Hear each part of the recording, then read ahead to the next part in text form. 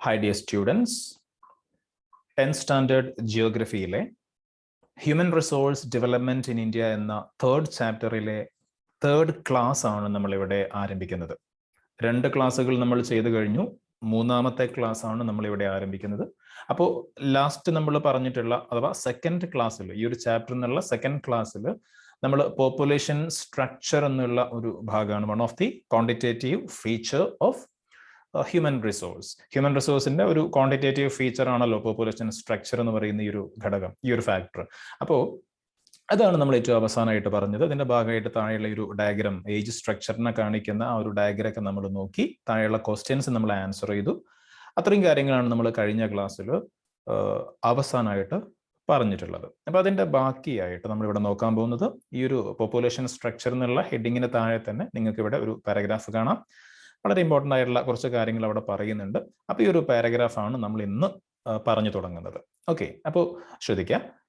Labour force participation rate. Labour force participation rate is the ratio of the population in the age group 15 to 59 who are either employed or actively looking for jobs. Important ആണ്. Labour force participation rate എന്താ അതിന്റെ അർത്ഥം? തൊഴിൽ പങ്കാളിത്ത നിരക്ക് എന്ന് മലയാളത്തിൽ പറയാം. തൊഴിൽ പങ്കാളിത്ത നിരക്ക്, ലേബർ ഫോഴ്സ് പാർട്ടിസിപ്പേഷൻ റേറ്റ്. അപ്പൊ എന്താണ് ഈ ലേബർ ഫോഴ്സ് പാർട്ടിസിപ്പേഷൻ റേറ്റ് എന്നാണ് ഇവിടെ പറയുന്നത്. It is the ratio of the population in the age group 15 to 59 who are either employed or actively looking for jobs. അതായത് ഈ ഒരു ഏജ് ഗ്രൂപ്പ് പെട്ട 15 to 59, 15 വയസ്സിന്റെയും 59 വയസ്സിന്റെയും ഇടയിലുള്ള ആ ഒരു ഏജ് ഗ്രൂപ്പ് ഉണ്ടല്ലോ. അപ്പൊ ഈ ഏജ് ഗ്രൂപ്പിൽപ്പെട്ട എംപ്ലോയിഡ് ആയിട്ടുള്ള അഥവാ ജോലിയുള്ള ആളുകളോ അതല്ലെങ്കിൽ ആക്റ്റീവ്ലി ലുക്കിംഗ് ഫോർ ജോബ്സ്, അതായത് ജോലി അന്വേഷിക്കുന്നവരോ ആയിട്ടുള്ള ആളുകൾ, ഈ ഒരു ഏജ് ഗ്രൂപ്പിൽപ്പെട്ട ജോലിയുള്ളവരോ അല്ലെങ്കിൽ ജോലി അന്വേഷിക്കുന്നവരോ ആയിട്ടുള്ള ആളുകളുടെ എണ്ണം നമ്മുടെ ടോട്ടൽ പോപ്പുലേഷനിൽ എത്ര പെർസെൻറ്റേജ് വരുന്നുണ്ട് എന്നതാണ് ഈ ഒരു ലേബർ ഫോഴ്സ് പാർട്ടിസിപ്പേഷൻ റേറ്റ് കൊണ്ട് നമ്മൾ ഉദ്ദേശിക്കുന്നത്. Okay, it is the ratio of the population in the age group 15 to 59. 15 മുതൽ 59 വയസ്സ് വരെയുള്ള ആ ഒരു ഏജ് ഗ്രൂപ്പിൽപ്പെട്ട ആളുകൾ നമ്മുടെ ടോട്ടൽ പോപ്പുലേഷന്റെ എത്ര പെർസെൻറ്റേജ് വരുന്നുണ്ട് എന്നുള്ള ആ ഒരു റേഷ്യോ ഉണ്ടല്ലോ, അതിനെയാണ്, ആ ഒരു അനുപാതത്തെയാണ് നമ്മൾ എന്ത് വിളിക്കുന്നത്? ലേബർ ഫോഴ്സ് പാർട്ടിസിപ്പേഷൻ റേറ്റ് എന്ന് വിളിക്കുന്നത്. ഈ ഏജ് ഗ്രൂപ്പിന്റെ പ്രത്യേകത നമ്മൾ കഴിഞ്ഞ ക്ലാസ്സിൽ പറഞ്ഞതാണ്. പ്രൊഡക്ടിവിറ്റി ഉള്ള ഒരു ഏജ് ഗ്രൂപ്പാണ് ഈ ഒരു ഏജ് ഗ്രൂപ്പ് എന്ന് പറയുന്നത്. അപ്പോൾ നമ്മുടെ രാജ്യത്ത് ഇവിടെ കാണാൻ, നിങ്ങൾക്ക് ഈ ഒരു ഭാഗത്ത് കാണാൻ പറ്റും, 15 to 59 ഏജ് ഗ്രൂപ്പിൽ വരുന്ന ആളുകൾ 62.5% നമ്മുടെ ടോട്ടൽ പോപ്പുലേഷന്റെ 62.5% അല്ലെ, അത്രയും ആളുകൾ ഈ ഒരു ഏജ് ഗ്രൂപ്പിൽപ്പെട്ട ആളുകൾ തന്നെയാണ്. ഓക്കെ, അപ്പോൾ ആ ഒരു 15 to 59 ഏജ് ഗ്രൂപ്പിൽപ്പെട്ട ആളുകളുടെ എണ്ണം നമ്മുടെ ടോട്ടൽ പോപ്പുലേഷന്റെ എത്ര പെർസെൻറ്റേജ് വരുന്നുണ്ട് എന്നുള്ള റേഷ്യോ ആണ് labour force participation rate. Okay, this age group has the capability to contribute to the progress of the nation. ഒരു രാജ്യത്തിന്റെ വികസനത്തിൽ ഏറ്റവും കൂടുതൽ കോൺട്രിബ്യൂട്ട് ചെയ്യാൻ കഴിയുന്ന ഏജ് ഗ്രൂപ്പാണ് ഈ പറയുന്ന 15 to 59. കാരണം നമുക്കറിയാം, ആ 15ന്റെ താഴെയാണെങ്കിൽ അത് സ്റ്റുഡൻസ് ആണ് അല്ലെങ്കിൽ കുട്ടികളാണ്. 15 ആയാലും കുട്ടികൾ തന്നെയാണ് എങ്കിലും, ദെൻ 59 അബോവ് ആണെങ്കിലോ 60+ ആണെങ്കിൽ അത് കുറച്ചും കൂടി ഓൾഡ് ആയിട്ടുള്ള ആളുകളാണ്. അപ്പോൾ ഈ 2 കാറ്റഗറിയിലും പെട്ട ആളുകളെക്കാൾ കൂടുതൽ ഒരു രാജ്യത്തിന്റെ പ്രോഗ്രസ്സിൽ ഏറ്റവും കൂടുതൽ കോൺട്രിബ്യൂട്ട് ചെയ്യാൻ കഴിയുക ഈ ഒരു ഏജ് ഗ്രൂപ്പിൽപ്പെട്ട ആളുകൾക്കായിരിക്കും. ഓക്കെ, അതേസമയം ശ്രദ്ധിക്കുക, the age group 0 to 14 years and 60 years and above are included in the dependent group. ശ്രദ്ധിക്കണം, നമ്മളിപ്പോൾ നേരത്തെ പറഞ്ഞ ലേബർ ഫോഴ്സ് പാർട്ടിസിപ്പേഷൻ റേറ്റിൽ വരുന്ന ഏജ് ഗ്രൂപ്പ് ഏതാണ്? 15 to 59 ആണ്. എന്നാൽ ഇപ്പൊ നമ്മളിവിടെ പറയാൻ പോകുന്നത് the age groups that is 0 to 14 years, 14 വയസ്സ് വരെയുള്ള ആളുകൾ, കുട്ടികൾ. അതേപോലെ തന്നെ 60 years and above, 60 വയസ്സിന് മുകളിലുള്ള ആളുകൾ. Okay, they are included in the dependent group. അവർ ഏത് ഗ്രൂപ്പിലാണ് ഉൾപ്പെടുത്തിയിട്ടുള്ളത്? They are included in the dependent group ആണ്, അഥവാ ആശ്രയത്വ വിഭാഗത്തിൽ പെടുന്നു. ഈ ഏജ് ഗ്രൂപ്പിന്റെ പ്രത്യേകത നമുക്കറിയാലോ, 14 വയസ്സ് വരെയുള്ള ആളുകളും അതേപോലെ 60 വയസ്സിന് മുകളിലുള്ള ആളുകളും അവർ മറ്റുള്ളവരെ ഡിപ്പെൻഡ് ചെയ്ത് ജീവിക്കുന്ന ആളുകളാണ്. എന്റെ ക്ലാസ് ശ്രദ്ധിക്കുന്ന കുട്ടികളായ നിങ്ങൾ തന്നെ ആലോചിക്കുക, നിങ്ങൾ നിങ്ങളെ പാരൻസിനെ ഡിപ്പെൻഡ് ചെയ്ത് കഴിയുന്ന ആളുകളാണ്. നിങ്ങളെ പാരൻസ് ആണ് നിങ്ങൾക്ക് വേണ്ട ഫുഡ് ആൻഡ് അക്കോമഡേഷൻ, നിങ്ങൾക്ക് വേണ്ട ഡ്രസ്സ്, മറ്റു ഫെസിലിറ്റീസ് ഒക്കെ പ്രൊവൈഡ് ചെയ്യുന്നത് നിങ്ങളുടെ parents. So you are depending your parents. നിങ്ങൾ നിങ്ങളുടെ പാരൻസിനെ ഡിപ്പെൻഡ് ചെയ്യുന്നു. അതേപോലെ 60 വയസ്സിന് മുകളിലേക്കുള്ള ആളുകളും എന്ത് ചെയ്യുന്നു?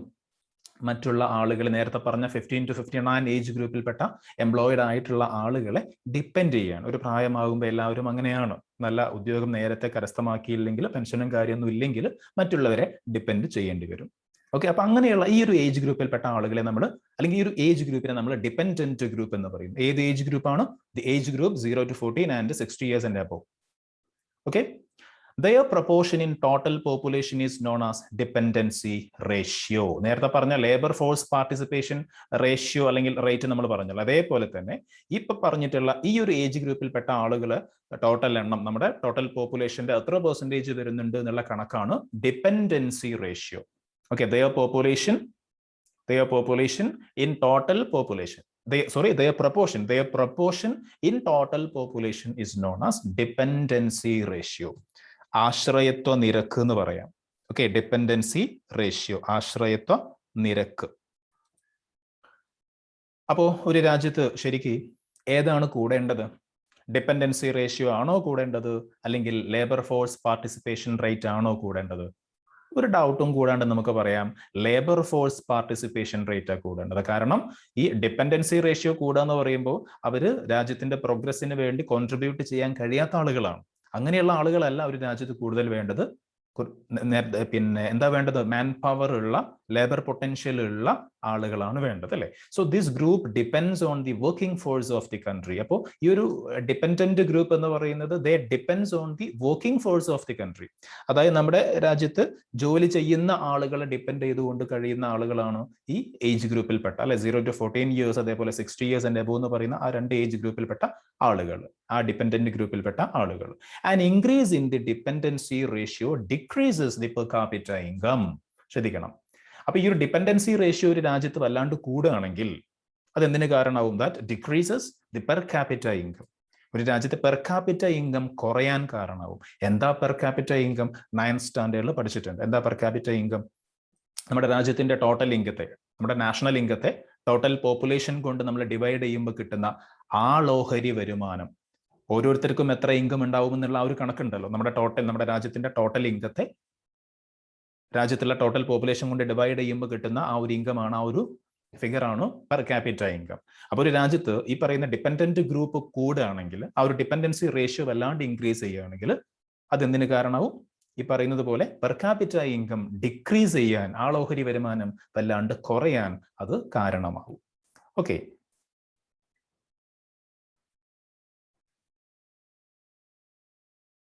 അടുത്ത പേജിലേക്ക് പോവാം. Many people in the age group 15 to 59 years do not have a job. അതായത് നമ്മുടെ രാജ്യത്ത് പ്രത്യേകിച്ച്, ഇന്ത്യയിൽ പ്രത്യേകിച്ച് 15-59 ഈ ഒരു ഏജ് ഗ്രൂപ്പിൽപ്പെട്ട ആളുകൾ, ഒരുപാട് ആളുകൾ ഇപ്പോഴെന്തുണ്ട്? ജോലി കിട്ടാത്തവരായിട്ടുണ്ട്, അല്ലെ? Many people in the age group 15 to 59 years do not have a job. ജോലി ഇല്ലാത്ത ഒരുപാട് ആളുകൾ, പിന്നെ ഒരു നല്ല ജോലി ഇല്ലാത്ത ഒരുപാട് ആളുകൾ ഈ ഒരു ഏജ് ഗ്രൂപ്പിൽ നമ്മുടെ രാജ്യത്ത് ഉണ്ട്. This points to the necessity of utilizing the human resource aptly. This points to the necessity of utilizing the human resource aptly. അതായത് ഈ ഒരു ഹ്യൂമൻ റിസോഴ്സിനെ അല്ലെങ്കിൽ മാനവ വിഭവശേഷിയെ ശരിയായ രീതിയിൽ ഉപയോഗിക്കേണ്ടതിന്റെ അല്ലെങ്കിൽ വിനിയോഗിക്കേണ്ടതിന്റെ ആവശ്യകതയിലേക്കാണ് ഇത് വിരൽ ചൂണ്ടുന്നത്. അതായത് ലോകത്തെ ഏറ്റവും പ്രഷ്യസ് ആയിട്ടുള്ള റിസോഴ്സ് ആണ് ഇത് ഹ്യൂമൻ റിസോഴ്സ് എന്ന് പറയുന്നത്. അപ്പോൾ ഒരു രാജ്യത്തിന്റെ പ്രോഗ്രസിലേക്ക് ഏറ്റവും കൂടുതൽ കോൺട്രിബ്യൂട്ട് ചെയ്യാൻ കഴിയുന്ന ഹ്യൂമൻ റിസോഴ്സ് എന്ന് പറയുന്നത് ഈ 15 to 59 ഏജ് ഗ്രൂപ്പിൽപ്പെട്ട ആളുകളാണ്. അപ്പൊ ആ ഒരു ഏജ് ഗ്രൂപ്പിൽപ്പെട്ട ആളുകൾ ഒരുപാട് പേര് അൺഎംപ്ലോയിഡ് ആയിട്ട്, ജോലി ഇല്ലാത്തവരായിട്ട് നമ്മുടെ രാജ്യത്ത് നിൽക്കുന്നുണ്ടെങ്കിൽ അത് നമ്മുടെ രാജ്യത്തിന്റെ പ്രോഗ്രസിനെ, എക്കണോമിക് ഡെവലപ്മെന്റിനെ ഒക്കെ നെഗറ്റീവ് ആയിട്ടാണ് അഫക്റ്റ് ചെയ്യുക. ഓക്കെ, അപ്പോൾ അവർക്ക് എന്ത് ചെയ്യണം? അവർക്ക് കൃത്യമായ ട്രെയിനിങ്ങും എഡ്യൂക്കേഷനും ഒക്കെ കൊടുത്ത് അവസാനം ഒരു എംപ്ലോയ്മെന്റിലേക്കും അവരെ എത്തിക്കണം. എങ്കിൽ മാത്രമേ എന്തുണ്ടാവുള്ളൂ? രാജ്യത്തിന് പ്രോഗ്രസ് ഉണ്ടാവുള്ളൂ എന്നാണ് ഇവിടെ ഉദ്ദേശിക്കുന്നത്. ഓക്കെ, ദെൻ ഇവിടെ ഒരു ക്വസ്റ്റ്യൻ ഉണ്ട്. നമ്മൾ എക്സാമിന് എക്സ്പെക്ട് ചെയ്യേണ്ട ക്വസ്റ്റ്യൻ ഒന്നും അല്ല, നമുക്ക് സ്കിപ്പ് ചെയ്യാൻ പറ്റുന്ന കുറെ ചോദ്യങ്ങൾ ഇങ്ങനെ ഇടയ്ക്കിടയ്ക്ക് വരും. എന്നാലും ഇതൊന്നും നമുക്ക് നോക്കാം. Discuss the problems in the economy as A result of decrease in the labour force participation rate and increase in dependency ratio. നമ്മൾ നേരത്തെ പറഞ്ഞല്ലോ, ഈ ഡിപെൻഡൻസി റേഷ്യോ കൂടുകയും അതേപോലെ ലേബർ ഫോഴ്സ് പാർട്ടിസിപ്പേഷൻ റേറ്റ് കുറയുകയും ചെയ്താൽ ഒരു രാജ്യത്ത് എന്തൊക്കെ പ്രോബ്ലംസ് ആണ് ഉണ്ടാവുക? എന്തൊക്കെ പ്രോബ്ലംസ് ഉണ്ടാവും? ഒരു പ്രോബ്ലം ഇവിടെ തന്നെ പറഞ്ഞു, പെർ ക്യാപിറ്റ ഇൻകം ഡിക്രീസ് ചെയ്യും. പെർ ക്യാപിറ്റ ഇൻകം ഡിക്രീസ് ചെയ്യും. അതേപോലെ തന്നെ ഇക്കണോമിക് ഇനീക്വാളിറ്റി ഇൻക്രീസ് ചെയ്യും. ഓക്കെ, സാമ്പത്തിക അസമത്വം എന്ന് പറയാം അല്ലെ, സാമ്പത്തിക അസമത്വം, ഇക്കണോമിക് ഇനീക്വാളിറ്റി എന്ത് ചെയ്യും? അത് ഇൻക്രീസ് ചെയ്യും. ആളുകൾ തമ്മിലുള്ള സാമ്പത്തിക അന്തരം അല്ലാണ്ട് കൂടും. അങ്ങനെയുള്ള കുറെ ജനറൽ ആയുള്ള കുറെ പ്രോബ്ലംസ് നമുക്ക് അവിടെ പറയാൻ പറ്റും. ഞാൻ പറഞ്ഞു നമുക്ക് എക്സാമിലേക്ക് ആവശ്യമുള്ള ഒരു ക്വസ്റ്റ്യൻ അല്ല കേട്ടോ, ഒരു ക്വസ്റ്റ്യൻ അല്ല അത്. അതുകൊണ്ട് തന്നെ നമ്മൾ കൂടുതൽ പ്രാധാന്യം കൊടുത്തുകൊണ്ട് എഴുതുന്നും വേണ്ട. The sex ratio plays an important role in determining the human resource of a country. The sex ratio plays an important role in determining the human resource of a country. ഒരു രാജ്യത്തിന്റെ ഹ്യൂമൻ റിസോഴ്സിനെ ഡിറ്റർമൈൻ ചെയ്യുന്നതിൽ ഒരു വലിയ പങ്ക് എന്തിനുണ്ട്? ആ രാജ്യത്തെ sex റേഷ്യോക്ക് ഉണ്ട്. Okay, എന്താണ് ഈ സെക്സ് റേഷ്യോ എന്ന് പറയുമ്പോൾ? സ്ത്രീ പുരുഷ അനുപാതമാണ് ഉദ്ദേശിക്കുന്നത്. ഒരു രാജ്യത്തെ സ്ത്രീ പുരുഷ അനുപാതമാണ് ഉദ്ദേശിക്കുന്നത്. Okay, so the sex ratio plays an important role in determining human resource of a country. According to this census 2011 നമ്മൾ പറഞ്ഞ അവസാനത്തെ സെൻസസ് ആണല്ലോ ഇന്ത്യയിൽ നടന്ന ഏറ്റവും അവസാനത്തെ സെൻസസ് 2011 അപ്പൊ ആ ഒരു സെൻസസ് പ്രകാരം the sex ratio in India is 940. ഇന്ത്യയിലെ സെക്സ് റേഷ്യോ എത്രയാണ്? സ്ത്രീ പുരുഷ അനുപാതം എത്രയാണ്? 940 ആണ്. ഈ റേഷ്യോ നമ്മൾ എങ്ങനെയാ പറയാ? അത് പ്രത്യേകം ശ്രദ്ധിക്കാം. Sex ratio is the number of females per 1000 males. 1000 പുരുഷന്മാരിൽ, ഓക്കെ, 1000 പുരുഷന്മാരിൽ എത്ര സ്ത്രീകൾ, 1000 പുരുഷന്മാർക്ക് എത്ര സ്ത്രീകൾ എന്നുള്ള ആ ഒരു കണക്കാണ് നമ്മൾ സെക്സ് റേഷ്യോ ആയിട്ട് പറയുക. Sex ratio is the number of females per 1000 males. Okay, 1000 പുരുഷന്മാർക്ക് എത്ര സ്ത്രീകൾ എന്നുള്ള കണക്ക്. അത് നമ്മുടെ ഇന്ത്യയിൽ എന്താണ് നമ്മൾ പറഞ്ഞു? ടോട്ടൽ 940 ആണെന്ന് പറഞ്ഞു. അത് കേരളത്തിലാവുമ്പോൾ കുറച്ചും കൂടി ചെറിയൊരു വ്യത്യാസം വരുന്നുണ്ട്. ഓരോ സ്റ്റേറ്റിൽ എന്താണ് ഓരോ അളവിലാണ് വരിക. അപ്പോൾ നമ്മുടെ ആവറേജ് നമ്മുടെ ഇന്ത്യ മൊത്തത്തിൽ നോക്കുമ്പോൾ അത് 940 ആണ്. അതായത് 1000 മെയിൽസിന് 940 ഫീമെയിൽസ് എന്നുള്ള രൂപത്തിലാണ്. Okay, so sex ratio is the number of females per 1000 males. 1000 പുരുഷന്മാർക്ക് എത്ര സ്ത്രീകൾ എന്നുള്ള ആ ഒരു കണക്കാണ് സെക്സ് റേഷ്യോ ആയിട്ട് നമ്മൾ പറയുന്നത്. So far, we have discussed the quantitative aspects of population. ഇതുവരെ അപ്പോൾ നമ്മൾ എന്താ പറഞ്ഞത്? പോപ്പുലേഷന്റെ ക്വാണ്ടിറ്റേറ്റീവ് ആസ്പെക്ട്സ് ആണ്. There are certain aspects that improve the quality of human resource. Let's look at them. അപ്പോൾ ഇനി നമ്മൾ പറയാൻ പോകുന്നത് എന്താ? There are certain aspects that improve the quality of human resource. Human റിസോഴ്സിന്റെ, മാനവവിഭവത്തിന്റെ ക്വാളിറ്റി, ഗുണമേന്മ വർദ്ധിപ്പിക്കുന്ന ചില ഘടകങ്ങളുണ്ട്. അതിനെപ്പറ്റി നമ്മൾ നോക്കാൻ പോവാണ്. Okay, qualitative aspects of human resource. അപ്പൊ നമ്മൾ ഇനി നോക്കാൻ പോകുന്നത് ക്വാണ്ടിറ്റേറ്റീവ് കഴിഞ്ഞു, ഇനി നോക്കാൻ പോകുന്നത് ക്വാളിറ്റേറ്റീവ് ആണ്. Qualitative aspects of human resource. Okay, qualitative aspects of human resource. The population that can contribute to the manpower of the nation is its strength. നമ്മൾ നേരത്തെ പറഞ്ഞ കാര്യങ്ങളാണ് വീണ്ടും വീണ്ടും എടുത്ത് ഇങ്ങനെ പറയുന്നത്, വേറെ പല രൂപത്തിലാക്കി മാറ്റി പറയാന്ന് മാത്രമേ ഉള്ളൂ. The population that can contribute to the manpower of the nation is its strength. ഇവിടെ മീൻ ചെയ്യുന്നത് എന്താ? ഇവിടെ അർത്ഥാക്കുന്നത് എന്താണ്?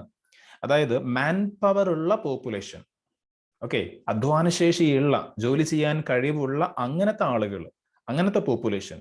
ഓക്കെ, സോ അങ്ങനെ മാൻ പവർ ഉള്ള പോപ്പുലേഷൻ ആണ് ഒരു രാജ്യത്തിന്റെ റിയൽ സ്ട്രെങ്ത് എന്ന് പറയുന്നത്. അത്ര ഇവിടെ ഉദ്ദേശിക്കുന്നുള്ളൂ.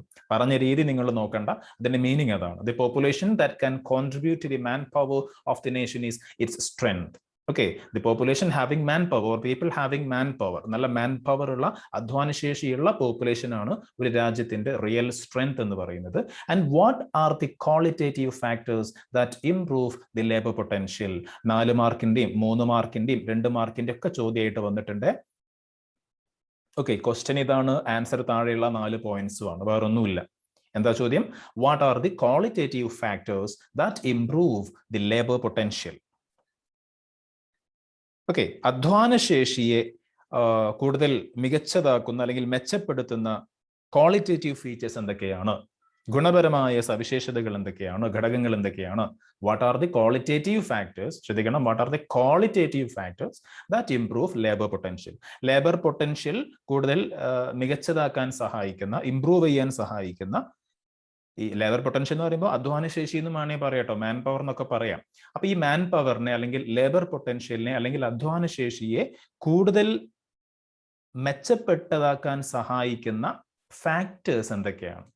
ഓക്കെ, എന്തൊക്കെയാ ഫാക്ടേഴ്സ്? നമ്മുടെ അധ്വാനശേഷിയെ ഒന്നുകൂടി മെച്ചപ്പെടുത്താൻ സഹായിക്കുന്ന ഫാക്ടേഴ്സ് എന്തൊക്കെയാണ്? ഏതൊക്കെയാ ഫാക്ടേഴ്സ്? നമുക്കറിയാവുന്ന ഫാക്ടേഴ്സ് ആണ് എഡ്യൂക്കേഷൻ, ഹെൽത്ത് കെയർ, ട്രെയിനിങ്. ഇതൊക്കെ നമ്മൾ നേരത്തെ പറഞ്ഞതാണ് അല്ലേ? Education, health care, training. ഒരു പുതിയ കൺസെപ്റ്റും കൂടി പറയുന്നു, സോഷ്യൽ ക്യാപിറ്റൽ. അപ്പോൾ these are the factors that helps in improving labour potential അല്ലേ? ലേബർ പൊട്ടൻഷ്യൽ അല്ലെങ്കിൽ നമ്മുടെ മാൻ പവറിനെ ഇംപ്രൂവ് ചെയ്യാൻ സഹായിക്കുന്ന ക്വാളിറ്റേറ്റീവ് ഫാക്ടേഴ്സ് ആണ് എഡ്യൂക്കേഷന്, health care, training, social capital. അപ്പോൾ ഇതിൽ സോഷ്യൽ ക്യാപിറ്റലിന്റെ അർത്ഥമാണ് നിങ്ങൾക്ക് കിട്ടാത്തത്, അല്ലെങ്കിൽ അതാണ് നിങ്ങൾക്ക് ഒരുപക്ഷെ പരിചയം ഇല്ലാത്തൊരു ടേം. സോഷ്യൽ ക്യാപിറ്റൽ എന്ന് പറയുമ്പോൾ നമ്മൾ മലയാളത്തിൽ സാമൂഹിക മൂലധനം എന്നാ പറയുക. അതായത് ചെറിയൊരു ഡിസ്ക്രിപ്ഷൻ ഞാൻ ഇവിടെ ഒന്ന് ഷെയർ ചെയ്യാം. സോഷ്യൽ ക്യാപിറ്റൽ എന്ന് പറയുകയാണെങ്കിൽ the network of relationship among people who live and work in a particular society or institution enabling that society to function effectively. എന്ന് വെച്ചാൽ ഒരു സൊസൈറ്റിയിൽ ജീവിക്കുന്ന ആളുകൾ, അതല്ലെങ്കിൽ ഒരു സ്ഥാപനത്തിൽ വർക്ക് ചെയ്യുന്ന ആളുകൾ അല്ലെ, അപ്പൊ ഇവർ തമ്മിൽ ഒരു പോസിറ്റീവ് റിലേഷൻഷിപ്പ്, അങ്ങനെയുള്ള ഒരു നെറ്റ്വർക്ക് ഓഫ് റിലേഷൻഷിപ്പ് ഇവർ തമ്മിൽ ഉണ്ടെങ്കിൽ നമുക്കറിയാം സ്വാഭാവികമായിട്ടും ആ ഒരു സൊസൈറ്റി ആയിക്കോട്ടെ, ആ ഒരു ഇൻസ്റ്റിറ്റ്യൂഷൻ ആയിക്കോട്ടെ, രണ്ടിനും എന്തുണ്ടാവും? പ്രോഗ്രസ് ഉണ്ടാവും. അതായത് ഒരു സൊസൈറ്റിയിൽ ജീവിക്കുന്ന ആളുകൾ തമ്മിൽ നല്ലൊരു ഐക്യം, നല്ലൊരു പോസിറ്റീവ് റിലേഷൻഷിപ്പ് അവർക്കിടയിൽ ഉണ്ടെങ്കിൽ ആ സൊസൈറ്റിക്ക് ഒരു ഓവറോൾ ഡെവലപ്മെന്റ് ഉണ്ടാവും. ഒരു സ്ഥാപനത്തിൽ ഒരുമിച്ച് വർക്ക് ചെയ്യുന്ന ആളുകൾ തമ്മിൽ പരസ്പരം കോഓപ്പറേഷൻ ഉണ്ടെങ്കിൽ, എന്തെങ്കിലുമൊക്കെ ഒരാൾക്ക് ഒരു ബുദ്ധിമുട്ടുണ്ടാകുമ്പോൾ മറ്റേ സഹായിക്കുക, ആ രൂപത്തിലൊക്കെ പരസ്പരം ഒരു കോഓപ്പറേഷൻ അവർക്കിടയിൽ ഉണ്ടെങ്കിൽ, ഒരു പോസിറ്റീവ് റിലേഷൻഷിപ്പ് അവർക്കിടയിൽ ഉണ്ടെങ്കിൽ ഒരു പോസിറ്റീവ് എനർജി അവിടെ എന്തുണ്ടാവും? അവിടെ ഫോം ചെയ്യപ്പെടും. ആ ഒരു പോസിറ്റീവ് എനർജി അവിടെ ഉണ്ടെങ്കിൽ ആ ഒരു സ്ഥാപനത്തിന് ടോട്ടലായിട്ട് ഒരു ഓവറോൾ ഡെവലപ്മെന്റ് അവിടെ ഉണ്ടാവും. നേരെ മറിച്ച് ആ ഒരു ഇൻസ്റ്റിറ്റ്യൂഷനിലുള്ള ആളുകളൊക്കെ എപ്പോഴും ആളുകൾ തമ്മിൽ ഒരു കോണ്ടാക്ട് ഇല്ല, അവർ തമ്മിൽ എപ്പോഴും പ്രശ്നങ്ങളാണ്, ഒരേ സ്ഥാപനത്തിൽ വർക്ക് ചെയ്യുന്ന ആളുകൾ തമ്മിൽ അങ്ങോട്ടും ഇങ്ങോട്ടും പല പ്രശ്നങ്ങളാണ് എങ്കിൽ ആ സ്ഥാപനത്തിന്റെ പെർഫോമൻസിനെയും അതെന്ത് ചെയ്യും? ബാധിക്കും അല്ലെ? അപ്പോൾ ഒരു സ്ഥാപനം, ഒരു സൊസൈറ്റിയിലെ അല്ലെങ്കിൽ ഒരു ഇൻസ്റ്റിറ്റ്യൂഷനിലെ മെമ്പേഴ്സ് തമ്മിലുള്ള ആ ഒരു പോസിറ്റീവ് റിലേഷൻഷിപ്പ് അല്ലെങ്കിൽ ആ network of such kind of relationship, അതിനെ നമ്മൾ വിളിക്കുന്ന പേരാണെന്ത്? Social capital. അപ്പൊ അങ്ങനെയുള്ള ഒരു നല്ല റിലേഷൻഷിപ്പ് ഉണ്ടെങ്കിൽ അതൊരു സൊസൈറ്റിയുടെ മൊത്തത്തിലുള്ള ഡെവലപ്മെന്റിന് കാരണമാവും. ഒരു നല്ലൊരു അറ്റ്മോസ്ഫിയർ അവിടെ ക്രിയേറ്റ് ചെയ്യപ്പെടും അല്ലേ? സോ അതൊക്കെയാണ് ഈ ഒരു സോഷ്യൽ ക്യാപിറ്റൽ കൊണ്ട് നമ്മൾ ഉദ്ദേശിക്കുന്നത്, സാമൂഹിക മൂലധനം കൊണ്ട് ഉദ്ദേശിക്കുന്നത്. ഓക്കെ, അതിന്റെ എക്സ്പ്ലനേഷൻ നമുക്ക് ആവശ്യമില്ല കേട്ടോ. ഞാനിപ്പോൾ ഷെയർ ചെയ്തിട്ടുള്ള ആ ഒരു പോയിന്റ് നിങ്ങൾ നോട്ടിലേക്ക് എഴുതേണ്ട ആവശ്യമൊന്നുമില്ല, ജസ്റ്റ് ഒന്ന് ഞാൻ പറഞ്ഞു മാത്രം. ഓക്കെ, അപ്പോൾ these are the qualitative factors that improve the labour potential. Let's C, മറ്റൊരു ഇമ്പോർട്ടന്റ് ആയിട്ടുള്ള ക്വസ്റ്റ്യൻ ആണ്, പലപ്പോഴും എക്സാമിന് വന്നിട്ടുള്ള ക്വസ്റ്റ്യൻ ആണ്, താഴെ പറയുന്നത്. Let's C the advantages in developing human resource. What are the advantages? What are the advantages in developing human resource? Human resource മെച്ചപ്പെടുത്തുന്നത് കൊണ്ട് അല്ലെങ്കിൽ മാനവ വിഭവശേഷി മെച്ചപ്പെടുത്തുന്നത് കൊണ്ട് എന്തൊക്കെ പ്രയോജനങ്ങളാണ് കിട്ടുന്നത്, അല്ലെങ്കിൽ എന്തൊക്കെ പ്രയോജനങ്ങളാണ് ഉണ്ടാവുന്നത്? Advantages in developing human resource. നല്ല എഡ്യൂക്കേഷനും നല്ല ഹെൽത്ത് കെയറും നല്ല ട്രെയിനിങ് ഒക്കെ കൊടുത്ത് നമ്മുടെ ഹ്യൂമൻ റിസോഴ്സ് ഡെവലപ്പ് ചെയ്യുന്നത് കൊണ്ട് എന്താണ് നേട്ടം എന്നാണ് ചോദിക്കുന്നത്. എന്തൊക്കെയാ നേട്ടങ്ങൾ? ഇവിടെ ഒരു 6 പോയിന്റ്സ് നിങ്ങൾക്ക് കാണാൻ പറ്റും. അത് പോയിന്റ് ആക്കി തന്നെ നിങ്ങൾ പഠിക്കുക. ഓരോന്നായിട്ട് നമുക്കിവിടെ നോക്കാം. First one, productivity of the workers increase. നമുക്ക് ഓരോന്നും മാർക്ക് ചെയ്ത് തന്നെ പോവാം. ഓക്കെ, അപ്പോൾ ഒന്നാമത്തെ പോയിന്റ് എന്താണ്? Productivity of the workers increase. നമ്മുടെ ക്വസ്റ്റ്യൻ ഒന്നും കൂടി ശ്രദ്ധിക്കണേ. എന്താ question? Advantages in developing human resource. Human resource develop ചെയ്യുന്നത് കൊണ്ടുണ്ടാവുന്ന നേട്ടങ്ങൾ എന്തൊക്കെയാണെന്നാണ്. അപ്പൊ എന്തൊക്കെയാണ് നേട്ടങ്ങൾ? Productivity of the workers increase, തൊഴിലാളികളുടെ പ്രൊഡക്ടിവിറ്റി അല്ലെങ്കിൽ ഉൽപാദനക്ഷമത വർദ്ധിപ്പിക്കാൻ സാധിക്കും. Then economic inequality is reduced. നമുക്ക് ജസ്റ്റ് ഓരോന്ന് വായിച്ചു പോകേണ്ട ആവശ്യമുള്ളൂ, അത് എക്സ്പ്ലെയിൻ ചെയ്യേണ്ട ആവശ്യമില്ല. ഓക്കെ, നിങ്ങൾക്ക് അങ്ങനെയുള്ള ക്വസ്റ്റ്യൻസ് വരില്ല, ഈ ഒരു പോയിന്റ്സ് മാത്രം പഠിച്ചു വെക്കാനേ ഉണ്ടാവുള്ളൂ. അപ്പോൾ പിന്നെ മറ്റൊരു പോയിന്റ് പറയുന്നു, economic inequality is reduced. Economic inequality, സാമ്പത്തിക അന്തരം കുറയ്ക്കാൻ സാധിക്കും. അതായത് ജോലിയുള്ളവനും ഇല്ലാത്തവനും, പണമുള്ളവനും പണമില്ലാത്തവനും, അങ്ങനെയുള്ള ആ ഒരു ഒരു ഇനീക്വാളിറ്റി ഉണ്ടല്ലോ, അത് നമുക്ക് ഇല്ലാതാക്കാൻ സാധിക്കും ഒരു പരിധി വരെ. Third point, natural resource is utilised effectively. Natural resources, പ്രകൃതി വിഭവങ്ങളൊക്കെ ഫലപ്രദമായിട്ട് വിനിയോഗിക്കാൻ സാധിക്കും. Makes possible the development and use of advanced technology. Makes possible the development and use of advanced technology. അതായത് പുതിയ ടെക്നോളജി, നമുക്കറിയാലോ ടെക്നോളജി നിരന്തരം ഇങ്ങനെ അപ്ഡേറ്റഡ് ആയിക്കൊണ്ടിരിക്കുകയാണ്. അപ്പൊ ഇങ്ങനെയുള്ള പുതിയ പുതിയ സാങ്കേതിക വിദ്യകളെയൊക്കെ ഡെവലപ്പ് ചെയ്യാനും വികസിപ്പിച്ചു കൊണ്ടുവരാനും അതേപോലെ തന്നെ അതൊക്കെ ഉപയോഗിക്കാനും നമുക്ക് സാധിക്കും.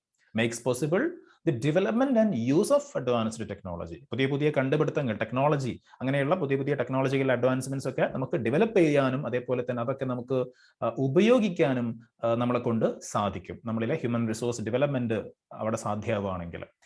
Next one, social welfare is ensured. Social welfare is ensured. സാമൂഹിക ക്ഷേമം ഉറപ്പുവരുത്താൻ സാധിക്കും. Entrepreneurship improves.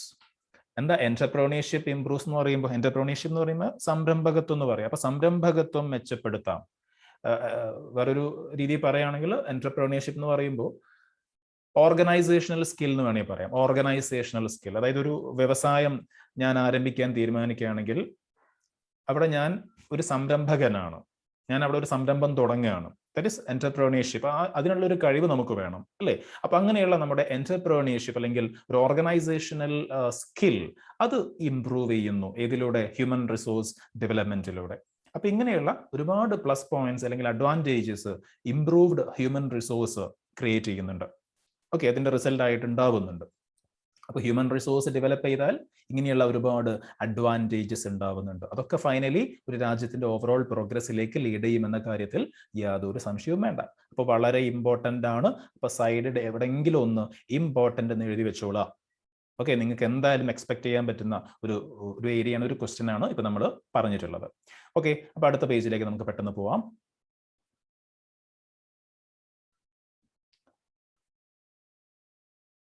Let's observe how each qualitative factor improves human resource.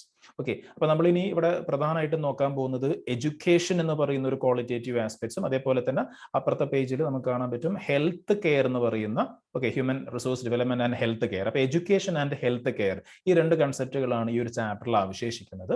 അപ്പോൾ അതിൽ എഡ്യൂക്കേഷൻ നമുക്ക് ഇവിടെ ഒന്ന് ജസ്റ്റ് പറഞ്ഞു തുടങ്ങാം. Okay, education and human resource development. Education and human resource development, വിദ്യാഭ്യാസവും മാനവ വിഭവശേഷി വികസനവും. ശ്രദ്ധിക്കുക, a mere increase in the population will not lead to the development of a country. അതായത് ഒരു രാജ്യത്ത് കുറെ ജനങ്ങൾ ഉണ്ടായതുകൊണ്ട് മാത്രം എന്തുണ്ടാവൂല? ആ രാജ്യത്തിന് ഡെവലപ്മെന്റ് ഉണ്ടാവൂല. ഓക്കെ, ഹ്യൂമൻ റിസോഴ്സ് എന്ന് പറയുമ്പോൾ വെറുതെ കുറെ ജനങ്ങൾ ഉണ്ടായാൽ മാത്രം നമുക്ക് അതിനെ ഹ്യൂമൻ റിസോഴ്സ് എന്ന് വിളിക്കാൻ പറ്റില്ല. നമ്മൾ ആദ്യം നേരത്തെ കഴിഞ്ഞ ക്ലാസ്സുകളൊക്കെ പറഞ്ഞതാണ്, അല്ലേ? So a mere increase in the population will not lead to the development of a country. It requires people with potential and skills. അപ്പൊ എങ്ങനെയുള്ള ജനങ്ങൾ വേണം? നല്ല സ്കിൽഡ് ആയിട്ടുള്ള, നല്ല പൊട്ടൻഷ്യൽ ഉള്ള ജനങ്ങളാണ് വേണ്ടത്. അങ്ങനെയുള്ള ജനങ്ങൾ ഉണ്ടാകുമ്പോഴേ എന്തുണ്ടാവുന്നുള്ളൂ? ഒരു രാജ്യത്തിന് ഡെവലപ്മെന്റ് അല്ലെങ്കിൽ progress ഉണ്ടാവുന്നുള്ളൂ. Okay, so a mere increase in the population will not lead to the development of a country. It requires people with the potential and skill. നല്ല ശേഷിയുള്ള, വൈദഗ്ധ്യമുള്ള ജനങ്ങൾ ഉണ്ടാകുമ്പോൾ മാത്രമേ ഒരു രാജ്യത്തിന് ഡെവലപ്മെന്റ് സാധ്യമാവുള്ളൂ. എഡ്യൂക്കേഷൻ ഹാസ് അപ്പൊ എങ്ങനെയാ ഈ ഒരു സ്കിൽഡ് ആയിട്ടുള്ള പൊട്ടൻഷ്യൽ ഉള്ള ആളുകൾ എങ്ങനെയാ ഉണ്ടാവുക? ജന്മന എഞ്ചിനീയേഴ്സ്, ജനിച്ചു വരുമ്പോൾ തന്നെ എഞ്ചിനീയേഴ്സും ജനിച്ചു വരുമ്പോൾ തന്നെ ഡോക്ടേഴ്സും സയന്റിസ്റ്റും ഒക്കെ ഉണ്ടാവോ? ഇല്ല, അവരങ്ങനെ ആക്കി എടുക്കുകയാണ്. അപ്പൊ അതെങ്ങനെ സാധിക്കും? അവിടെയാണ് എഡ്യൂക്കേഷന്റെ റോള്. എഡ്യൂക്കേഷൻ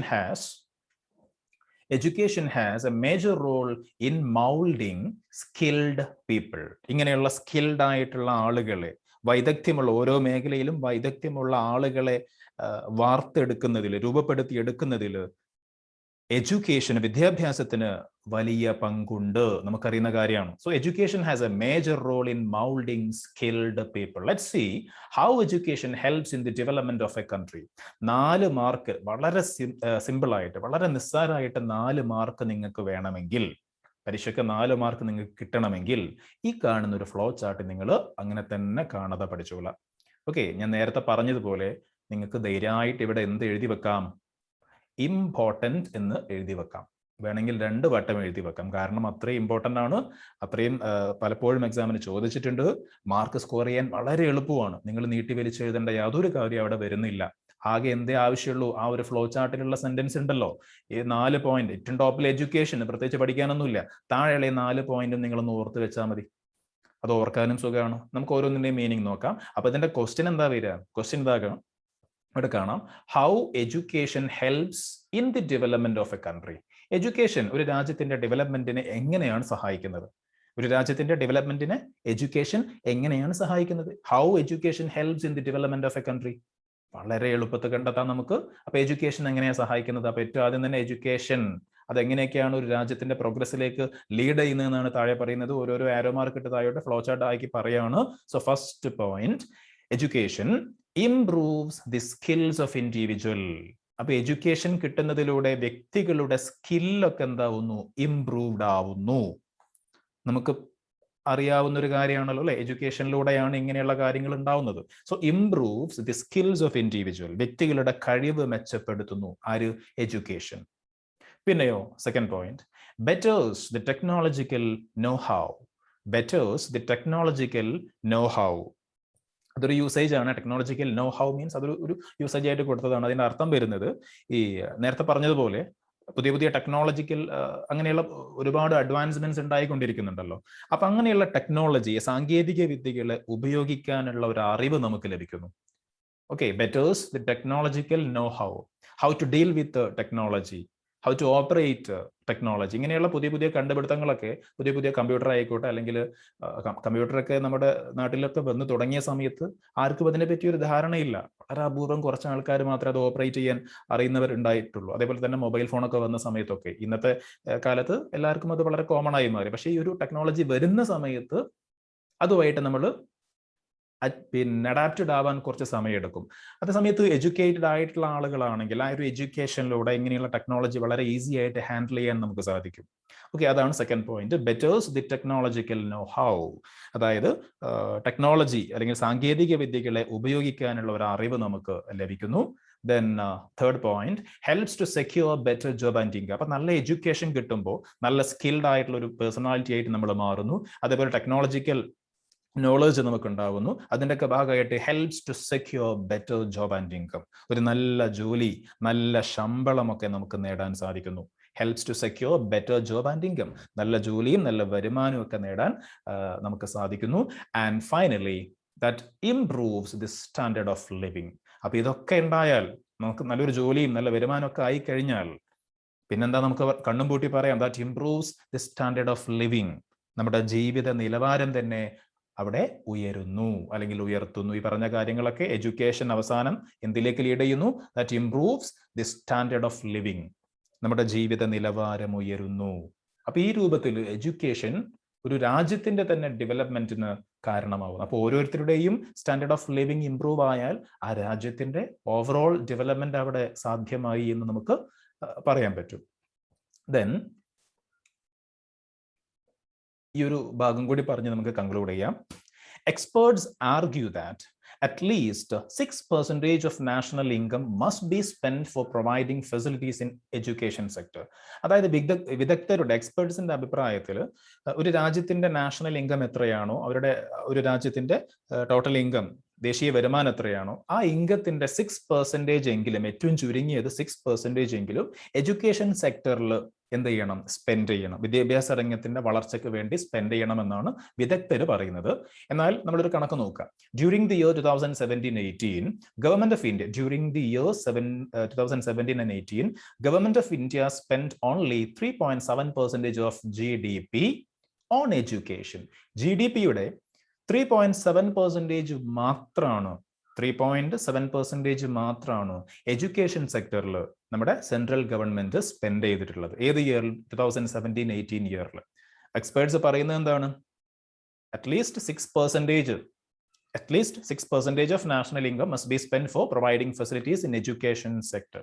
അല്ലെ, എഡ്യൂക്കേഷൻ സെക്ടറിൽ ഒരു 6% എങ്കിലും നാഷണൽ ഇൻകത്തിന്റെ 6% എങ്കിലും പിന്നെ സ്പെൻഡ് ചെയ്യണമെന്ന് പറയുന്നു. പക്ഷെ നമ്മുടെ രാജ്യത്ത് അത് വളരെ കുറവാണ്. എഡ്യൂക്കേഷൻ സെക്ടറിൽ ഇൻവെസ്റ്റ്മെന്റ് വളരെ കുറവാണ്, അല്ലെങ്കിൽ സ്പെൻഡ് ചെയ്യുന്നത് വളരെ കുറവാണ് എന്ന് നമുക്കിവിടെ മനസ്സിലാക്കാം. Hence the literacy rate could not be improved along the expected lines. അപ്പൊ ഇങ്ങനെ ആയതുകൊണ്ട് തന്നെ നമ്മൾ ഉദ്ദേശിച്ചതുപോലെ നമുക്ക് എന്ത് കഴിഞ്ഞിട്ടില്ല, നമ്മുടെ രാജ്യത്തിന്റെ ലിറ്ററസി റേറ്റ്, സാക്ഷരതാ നിരക്ക് ഉയർത്തിക്കൊണ്ടുവരാൻ നമുക്ക് സാധിച്ചിട്ടില്ല. അപ്പൊ ഇന്ത്യയിലെ ലിറ്ററസി റേറ്റ് ഇവിടെ കാണിക്കുന്നുണ്ട്.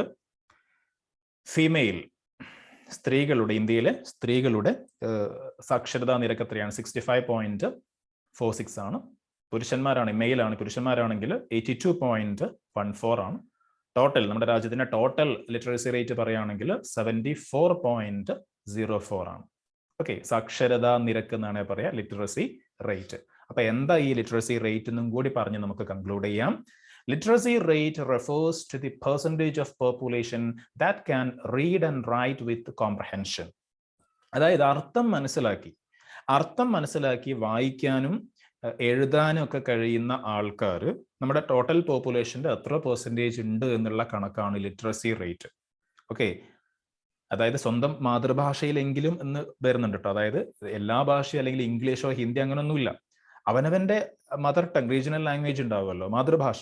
ആ മാതൃഭാഷയിൽ അർത്ഥം മനസ്സിലാക്കി വായിക്കാനും എഴുതാനൊക്കെ കഴിയുന്ന ആൾക്കാരെ നമുക്ക് എന്ത് വിളിക്കാം? വിദ്യാഭ്യാസമുള്ള ആളുകൾ എന്ന് വിളിക്കാം, അല്ലേ? സാക്ഷരരെന്ന് വിളിക്കാം. അപ്പോൾ അങ്ങനെയുള്ള ആളുകൾ നമ്മുടെ രാജ്യത്തിന്റെ ടോട്ടൽ പോപ്പുലേഷന്റെ എത്ര പെർസെൻറ്റേജ് വരുന്നുണ്ട് എന്നതാണ് നമ്മൾ ലിറ്ററസി റേറ്റ് കൊണ്ട് അർത്ഥമാക്കുന്നത്. ഓക്കെ, അപ്പോൾ തൽക്കാലം ആ ഒരു ലിറ്ററസി റേറ്റ് പറഞ്ഞ് നമ്മൾ കൺക്ലൂഡ് ചെയ്യാണ്. അപ്പോൾ നമ്മുടെ രാജ്യത്ത് എഡ്യൂക്കേഷൻ സെക്ടറിന്റെ അല്ലെങ്കിൽ എഡ്യൂക്കേഷന്റെ പ്രോഗ്രസിന് വേണ്ടി ഒരുപാട് പ്രൊജക്ടുകളൊക്കെ ഇംപ്ലിമെന്റ് ചെയ്തിട്ടുണ്ട്. ആ പ്രൊജക്ടുകളൊക്കെയാണ് ഈ ഒരു താഴെയുള്ള ഈ ഒരു ബോക്സിൽ കാണുന്നത്. അതൊക്കെ നമ്മൾ അടുത്ത ക്ലാസ്സിലേക്ക് മാറ്റി വെക്കാണ്. ഓക്കെ, അപ്പോൾ ലിറ്ററസി റേറ്റ് നമ്മൾ ലാസ്റ്റ് പറഞ്ഞത്. ഏതാ literacy rate? Literacy rate refers to the percentage of population that can read and write with comprehension. Okay, so നമ്മൾ ഇവിടെ കൺക്ലൂഡ് ചെയ്യാണ്. ബാക്കിയൊക്കെ അടുത്ത ക്ലാസ്സിൽ നമുക്ക് പറയാം. Okay, thank U.